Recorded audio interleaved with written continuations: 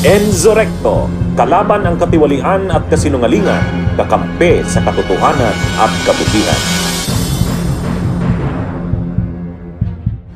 Mga bossing, nagising ang social media ng pumutok ang balitang ipapatawag ng DFA si Ambassador Teddy Boy Locsin. Ang dahilan? Abay sabi raw niya sa Facebook, dinukot si Duterte ng mga Pilipino at isinuko sa mga dayuhan. Parang crime thriller na walang script review, puro adlib at lasing pang bida. Imbes na maging diplomat, naging daldalmat. Dahil kung may award para sa pinakamadaldal na ambassador sa kalawakan, baka may standing ovation na si Teddy Boy sa UN. Ang trabaho niya dapat ay maglamig ng ulo, pero siya pa ang nag-init ng ulo ng bayan. Ang DFA tuloy napilitan maglabas ng fire extinguisher bago tuluyang magliyab ang intriga. Ang headline na sa mga news page, DFA ipapatawag si Teddy Boy. Syempre, parang teacher na pinapatawag ang estudyanteng nahuling nagpo-post ng fake news sa group chat. Sa totoo lang, kung ganito kakalat magsalita ang diplomat, baka pati yung queen sa kabilang dimension magtanong, is this the best the Philippines can send? Noong unang panahon, mga bossing, matinong tao pa si Locsin, sharp, witty, classy. Pero nang sumama sa tropa ni Digong, ayun, parang nasobrahan sa loyalty card.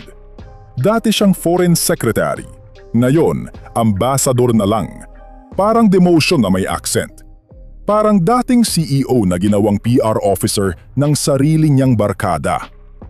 Siyempre, si Duterte ang nag-appoint sa kanya noon, kaya natural na loyal. Pero minsan, may nasosobrahan din ang pagiging loyal. Lalo na kung nauuwi sa pagiging aso. Sa sobrang pagtatanggol niya, minsan parang hindi na siya diplomat, kundi tagapagsalita ng Davao. At kung minsan, parang mas mabilis pa siya mag-post kaysa sa spokesperson ng Malacanang. Kung tutuusin, marami pa rin naman siyang utak, kaso nga lang, overused na sa pagiging DDS. Parang cellphone na luma. Dati flagship, ngayon laglag sa signal. Sabi nga ng mga netizen, sayang si Teddy Boy, matalino sana, kaso DDS na. Kapag mas loyal ka sa tao kaysa sa bansa, hindi ka diplomat, campaigner ka na may passport. Balikan natin ang mismong linya niya. Dinukot ng mga Pilipino at isinuko sa mga dayuhan. Aba, kung yan ay marinig ng mga taga-ICC, baka isipin nila may kudeta dito. Paano naman yan?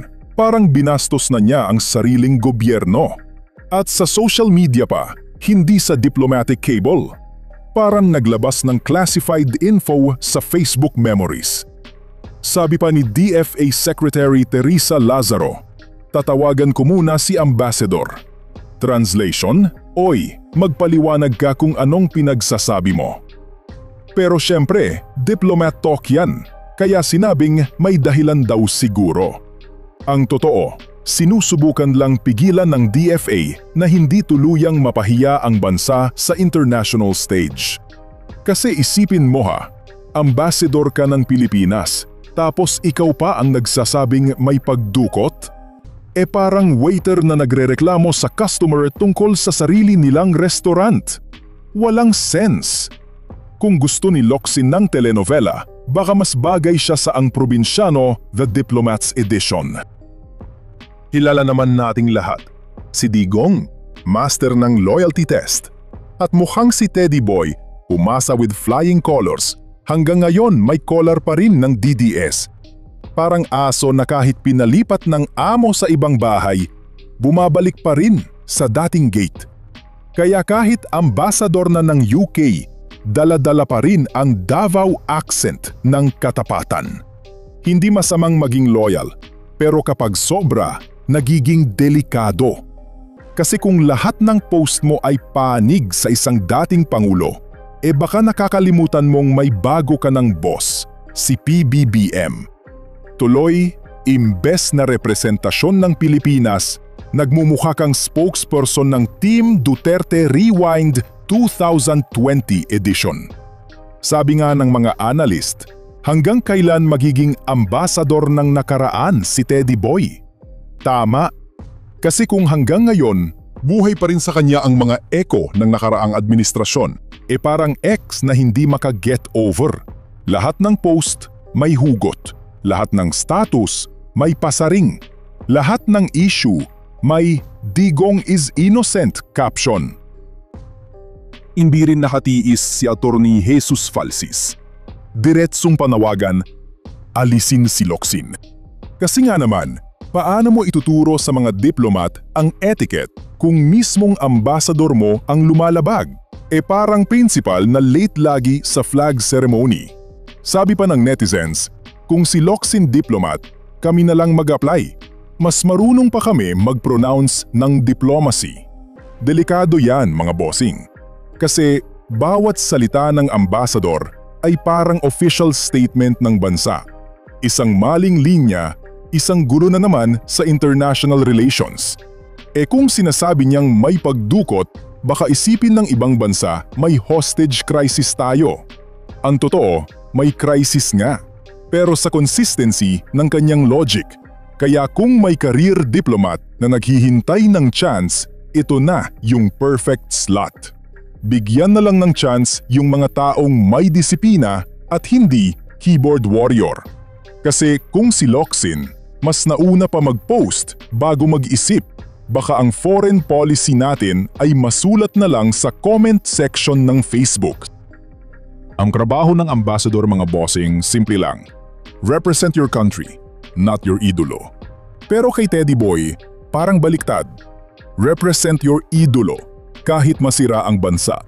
Parang chef na mas pinagtatanggol ang dating may-ari ng restaurant kaysa sa kasalukuyang manager. Wala sa lugar, pero todo effort. Dapat kasi, ang diplomasya ay sining ng pagpigil ng gulo, hindi paggawa ng bagong issue. Pero kay Locsin, bawat post parang grenade na inihahagis sa newsfeed. Ang DFA tuloy, naging parang nanay na paulit-ulit na sinasabing, "Teddy, magpaliwanag ka nga rito sa sala." Sa huli, isa lang ang moral lesson. Sa politika, may expiration date ang loyalty. Kapag lumampas ka sa tamang panahon, nagiging kabalbalan na lang. Kaya kung gusto ni Teddy Boy ng mas maingay na platform, aba, may Facebook naman. Pero please lang, wag mo sabihing foreign policy yan, bossing. Bunyog, bunyog, halikan na kasama ka. Bunyog, kapag buklod ay may pag-asa. Luzon, Visayas, Mindanao, isa ang pananaw. Sa bagong Pilipinas ang bunyog isisigaw. Bunyog.